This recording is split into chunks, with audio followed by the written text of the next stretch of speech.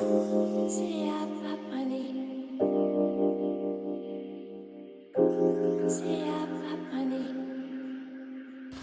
everyone, and welcome back to my channel. So recently you guys seem to be really vibing with these casual sit down chit chatty type videos, and I've noticed that you guys seem to really like the videos where I talk about my experiences as a new mum, or the story time videos and things that have changed sort of before and after I've had kids. And one of the biggest changes that I had since before and after having had babies are the expectations I had for the years or months or weeks before I had my first child, and then the realities and realizations I had in the couple of weeks after I had my first. So that's what today's video is going to be about. If you have had a baby of your own, you might be able to relate to some of these. And if you're someone who plans to have babies in the future, or maybe you're pregnant now, or maybe you even just had your first bub, then I hope you guys find these points interesting as well. Okay, so you guys know that I can just talk and talk and talk forever, so I'm going to jump straight into them. My first one is going to be the first moment that you see your baby after they're born. Personally, I always thought that there was going to be this crazy explosive moment that I would look at my baby and I would be like, yes, you're the person I've been waiting for my entire life, and I love you, and just I would be overcome with this instant feeling that I'm a mother.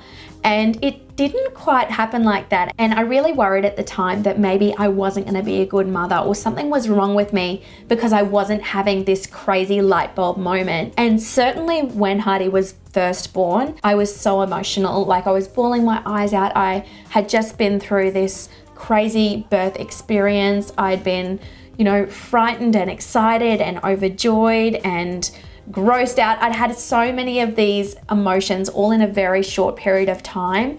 And so as soon as they put her on my chest, I just cried. I cried for about 20 minutes because I was just so happy that that whole experience was over, and that this person that I'd been waiting for so long was finally there with me.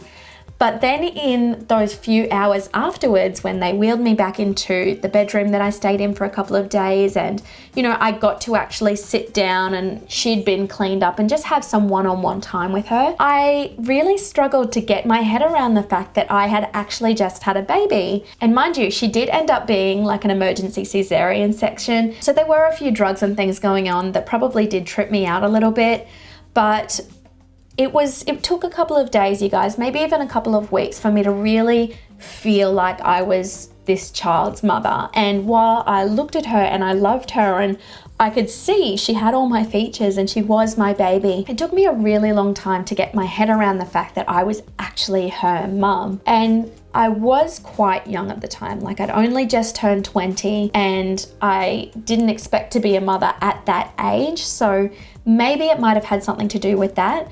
But along the way, I have had chats with other mums who were a bit older, or, had planned their pregnancies, who had that same feeling and had that same worry that it meant that they weren't bonding with their baby, or it meant that they weren't going to be a great mum. But if you have gone through that, and if you do experience that at any point, I just want to let you know that it is totally normal and it means absolutely nothing. Like, it's just that everybody has a different experience, and it doesn't mean that you're going to lack any kind of connection with your baby, because a few days later, I think it was, that I really, it did gradually hit home to me, and I took her home and I started becoming her mother and doing the motherly role. And as I was doing those things, and as I was learning about my baby and experiencing things with my baby, that feeling grew and our bond really grew and that love grew. So like I said, if you're not feeling it straight away, it's totally normal, and it doesn't mean that you are never going to experience that feeling with your babe. One thing that I was totally worried about before having children, especially because I didn't quite expect to have babies when I did have babies. So I was worried that I was going to lose my youth. I knew I was going to love her. I knew that I was going to really want to be a mum, because I'd wanted to be a mum my whole life. But I was worried that when she was crying uncontrollably and I didn't know what to do, I was worried that I was going to freak out and be like, oh my God, I can't do this. I don't want to do this. Or I was worried that I was going to start resenting her when I was struggling to get sleep every night. And I was worried that, I would get FOMO because all my friends were off and going out and having fun, and then I would be stuck at home and because of that, I would resent my child. But it was actually the complete opposite. And I'm not saying that this is the case for everybody, but I know quite a few people who have had this happen to them, and they had that same worry that they were gonna not want to be around their child, and then they felt the complete opposite once their baby was born. So I'll probably elaborate a little bit more on that because I think I'm being a little bit vague. But once Heidi was born, I wanted to be around her, and I knew that my friends would ask me to go out, and I didn't really want to. And James had the same thing where his friends would say, oh, you know, Ash, James really, you know, he's got a lot on his plate. He needs to have time with his mates. And James would have to explain to them, like, no, like, I want to be around my partner and I want to be around my baby. At this stage in my life, I prefer to be with them. I want to experience all these new things with them. And it doesn't mean that you're never going to want to see your friends again or anything like that. It doesn't mean that you're not going to have those days where you just want to get out of the house and have a little bit of me time. But for the most part, I wanted to be around Heidi. And when she was crying uncontrollably, I wanted to be with her. Those mama bear instincts kicked in and I wanted to make it better. So rather than being like, oh my gosh, like, can you please just be quiet, baby?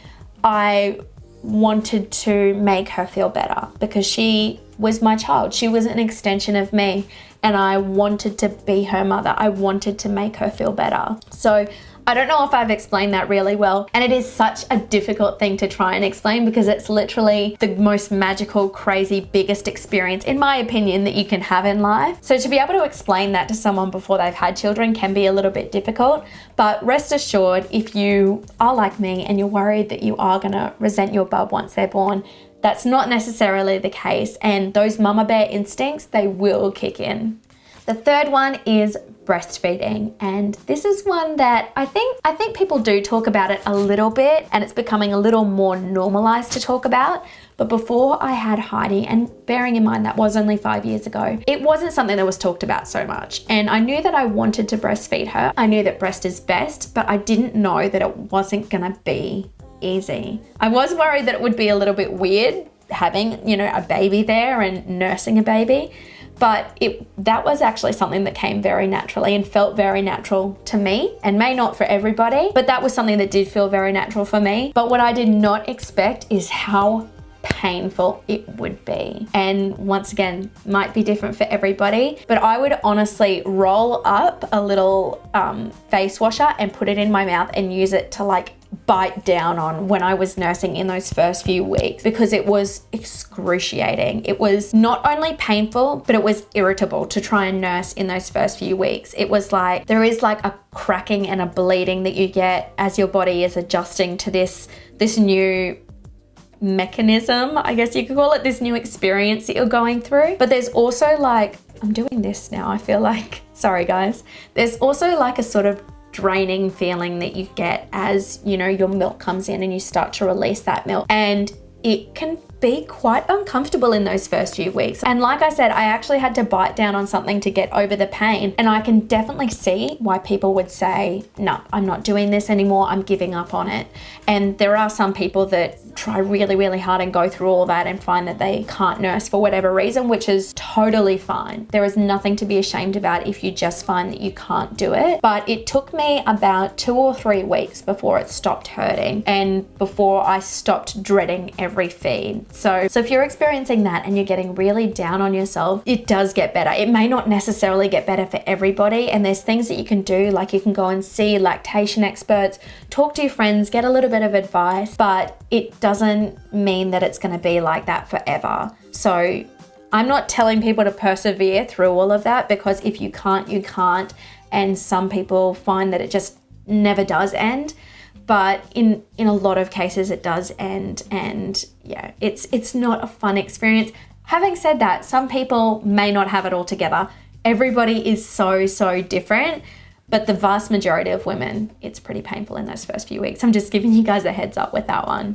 So my fourth point is all about parenting rules, and it's probably a little bit related to breastfeeding in that you hear so many things about what you should be doing as a parent before you have children, and I need you guys to know that it all goes out the window once you have kids. I read, I think, about 3 or 4 main books before I had Heidi. I read What to Expect When You're Expecting oh, I can't remember the other names, but they were really big, thick, chunky books about having babies.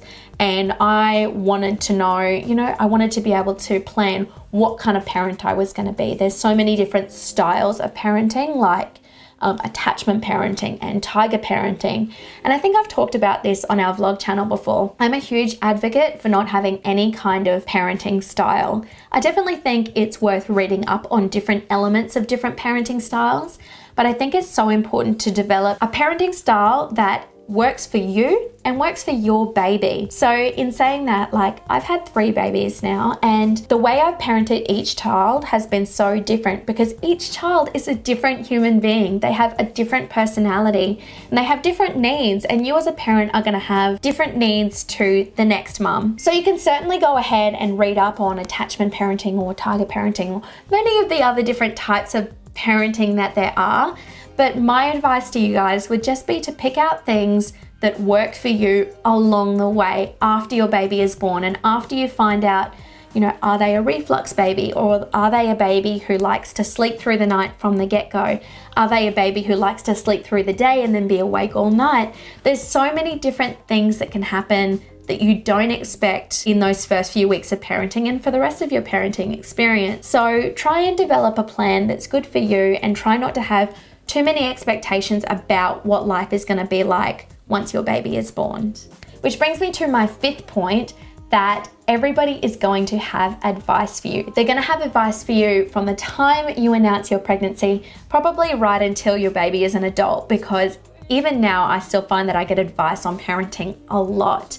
And it doesn't mean that the people who are addressing you think that you're an incapable parent. I struggled with that a lot after Heidi was born because I had so many people coming over. I have a very big extended family who, a lot of them were older than me, and a lot of them would have information for me about, you know, this is how you've got to do this, and they're crying because of this. And it made me feel like they didn't think I could do it by myself. And that's not the case. I think as a mother, and this is probably me getting a little bit deep and meaningful at the moment, but as a mother personally, I take my role so seriously. And it's something that out of everything I've done for my entire life, I am the most proud of, but I'm also the most critical of. So as mums, we spend so much time thinking, am I doing this right? Can I be better doing this? And altering our parenting style along the way. And so the lessons that we learn along the way in our parenting journey are things that we're very, very proud of, and we want to be able to share with other people. So when someone you know and love has a baby, it's natural to want to share all of that knowledge with them. And as a young mother, I learned very quickly to just take it on board, take it all with a grain of salt, and don't take offense to anybody wanting to share their parenting advice with you, because it's up to you what you choose to accept and what you choose to reject. All right, everyone, so I hope you guys enjoyed this list. I hope I wasn't getting too wordy, but give it a big thumbs up if you liked it. Hit that subscribe button if you are new, and make sure to hit that notification bell, because if you aren't seeing these videos, then that notification bell is just going to ensure that you do get notified when these videos go up.